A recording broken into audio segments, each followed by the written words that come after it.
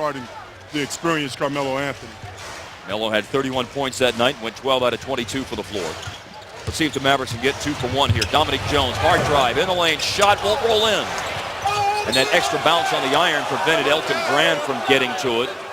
Made his jump for it end up being a skosh too early. Ball tipped out of bounds, and it's New York with it. 28 seconds left.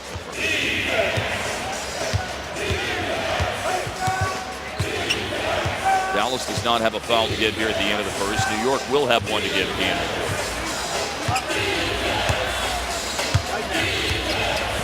Last 5 points scored by New York after they went behind for the first time in the game.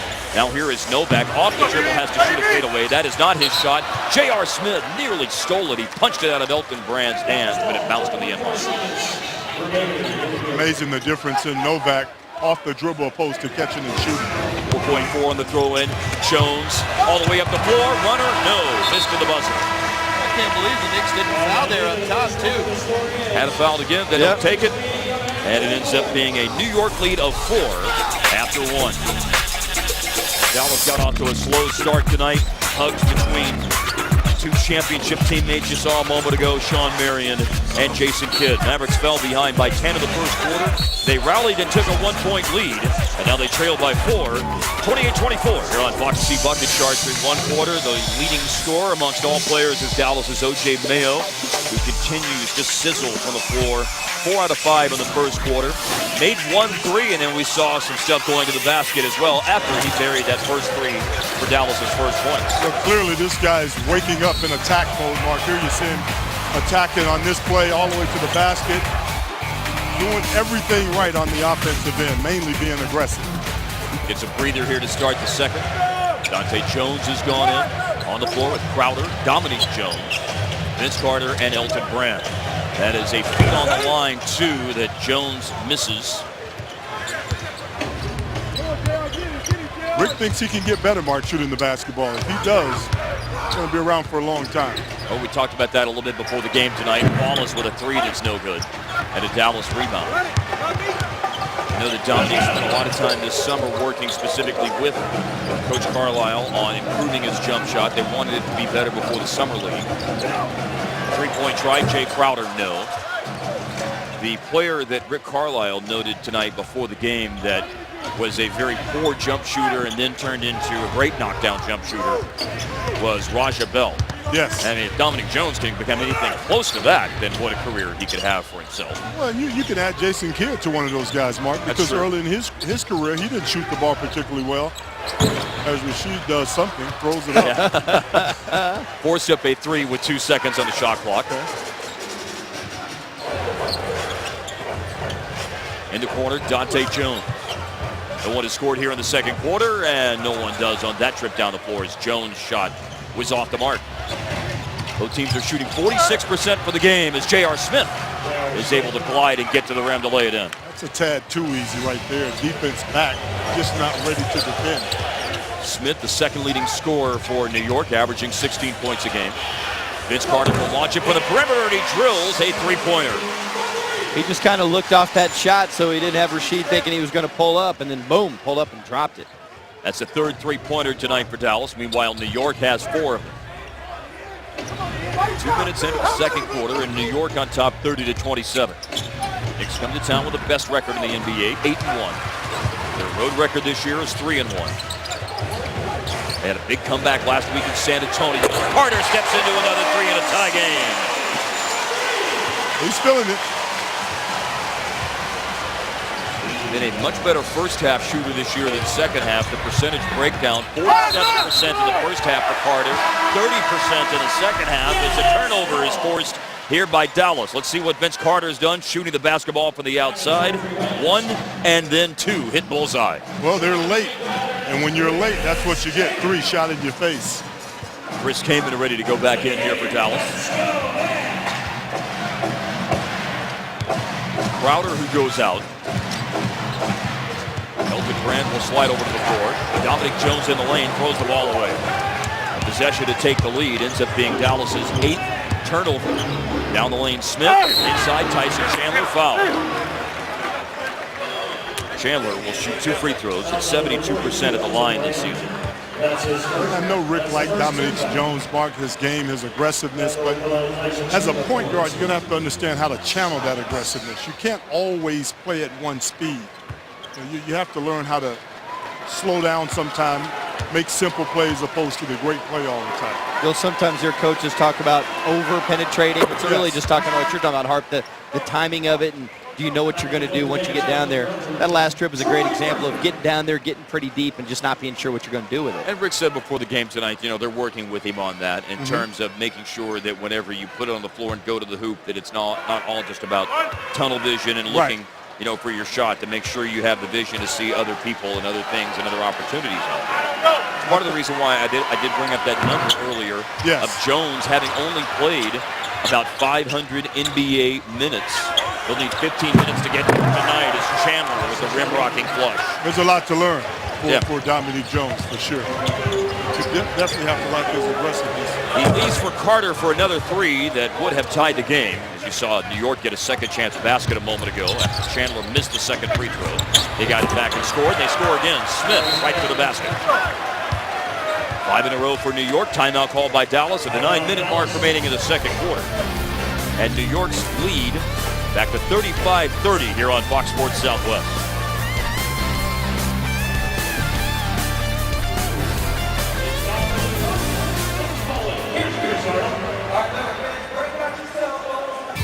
Mavericks basketball on Fox Sports Southwest is brought to you by your Texas Ford dealer. It's the year-end celebration, and you can enjoy great savings on the freshest lineup. Ford is the best in Texas. By Southwest Airlines. Find our fares online only at southwest.com. And by Mazda. We believe if it's not worth driving, it's not worth building. 35-30, New York leads Dallas. 9 minutes left in the second quarter as we're looking at the aerial view from the Mavs broadcast blimp of American Airlines Center. If you're coming out to the game Saturday, December 1st, when the Mavs host the Pistons, we encourage you to bring a new unwrapped toy to support Operation Once in a Lifetime's Toys for Troops. Visit OperationOnceInALifetime.com for more information on this great group. That's particular night. That's Saturday night when Detroit will be here. Will be the annual Seats for Soldiers event here at American Airlines Center. Out of the timeout, Dallas ball. After a Vince Carter three tied the game, New York scored 5 straight points. Tyson Chandler leads them with 9 tonight. Post up for Chris Kaman. Kaman's baseline shot is no good. Dominique Jones is able to drop into the lane to get the offensive rebound, and another three-pointer goes in. Vince Carter connecting from long range. And simply seizing the moment of opportunity of an offensive rebound. No hesitation in Vince Carter tonight. That's 9 points tonight for Vince Carter. He and Mayo lead the way scoring-wise. And you got 9 to top the board for Tyson Chandler for the Knicks. Smith not in position to do anything with the alley-oop. It goes back outside, and Rasheed Wallace connecting. You have to guard all of their perimeters out on the floor right now with the exception of Tyson Chandler. Yeah, when you close on Rasheed, as you see Vince Carter let it rip again. Long two. Long two is the ruling, by the way, on that. You got to close on Rasheed like he's not going to floor it. You don't get up there and hesitate. You get all the way out to him and challenge a shot because he wants to shoot a three. He doesn't want to put it on the floor. Numbers for Wallace, 7 points, 4 rebounds in 14 minutes a game, and then there is Kidd with a three.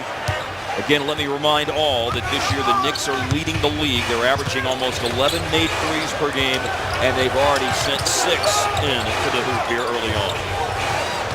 Can Dallas match that shooting prowess? Dante Jones on the money for the elbow. He's such a crafty player. Not known for his offense, but finds a way to hit shots all the time.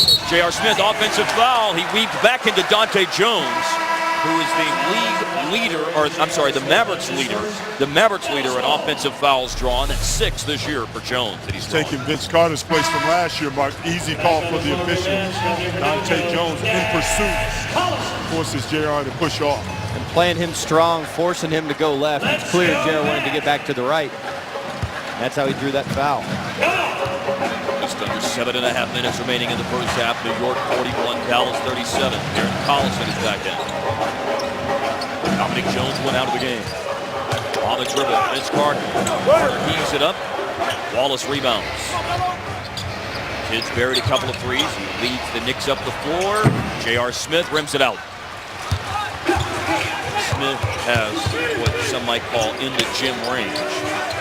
Wasn't shy about that pull-up, Harp. He sure wasn't, Paulo. It looked like he's playing for D'Antoni right now. Murphy from the corner. Offside rebound. Chris Kaman puts it back up and softly kisses it off the window. They're a little soft skin. Yeah, it's a layup for him. Isn't it nice to see the Mavericks converting offensive rebounds into points? Dallas came into tonight's game, guys. Second lowest second chance points per game. 9 a game. They already have 9 tonight. Mavericks force a turnover. Kidd punched it away from Chris Kaman, and the Knicks recover with a turnover forced of their own. He was just waiting on Carlson to make that entry pass. Danger was lurking. Wallace rattles in a 3. Look at that turnaround. A 20-second timeout called by Dallas with 6:13 remaining in the first half. 20-second timeout. The Knicks just hit their 7th 3, and what led them to doing that was Dallas coughing the ball up for the 9th time in the game. That's what happens when you turn the basketball over. It normally turns into something positive for the opposition. Rasheed Wallace standing around with nothing to do but get set and knock down that 3. Again, the numbers this year for Wallace: 7 points, 4 rebounds in 14 minutes a game. About to hit a milestone number of 1,100 games played. Tonight, number 1,098 for Wallace. Washington, Portland, Atlanta, Detroit, Boston, and New York. You know, we talk about how old New York is or how experienced they are as a team, being the oldest team in the league. But when you think about champions over the last couple of years, it's been nothing but veteran teams. You know, the San Antonio teams, Miami was an older team last year when you look at their full roster. So, you know, I think the Knicks have a great opportunity to be right there. The oldest player in the league, Kurt Thomas. 3rd oldest, Jason Kidd. 5th oldest, Marcus Camby. 6th oldest player, Rasheed Wallace. You know, this is a team I could be on. As long as it's half court, right? Yeah, half court. You got that right, baby. That's not way to nearly, look out for me, baby. That's not nearly as exciting a league, the half-court league. It's not the up-and-down ball we love. Well, follow those. Driving baseline. Murphy lost the ball underneath, tried to go up and under, and he got fouled.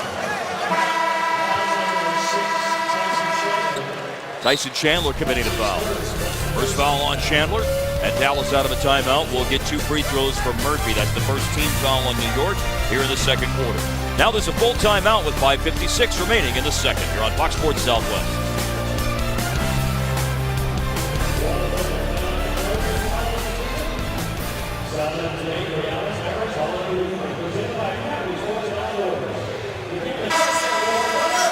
New York up 44-39 midway through the second quarter as our good pal, voice of the Stars, Ralph Strangis, taking in a Mavs game tonight. All right, let's talk about Dirk Nowitzki. He addressed the media yesterday, and here's the Geico quote of the game. The lead up to this particular quote was that, of course, the timetable was from the surgery 6 weeks until he could resume basketball-related activities. Yesterday, Dirk said, I was obviously hoping to cut the time a lot shorter. It's been frustrating for me, but now I'm seeing the end of the tunnel. More of what he said yesterday was that he hopes to begin those basketball-related activities in a couple of weeks. The surgery was 4.5 weeks ago, so it would be right at the 6-week mark, maybe a couple of days after, when he thinks he can start basketball-related activities, running, shooting, getting on the court, doing some of those things. Then he feels like he would need a week to 2 of practice before being game ready. So that all adds up to being 3 or 4 weeks away, hopefully. Yeah, mid-December, and boy, yeah, there's a shot of a guy thinking he wants to be out there and another guy thinking, when am I going to get that guy back? But, you know, on that first shot, we saw Dirk laughing. I kind of liked from our angle because he was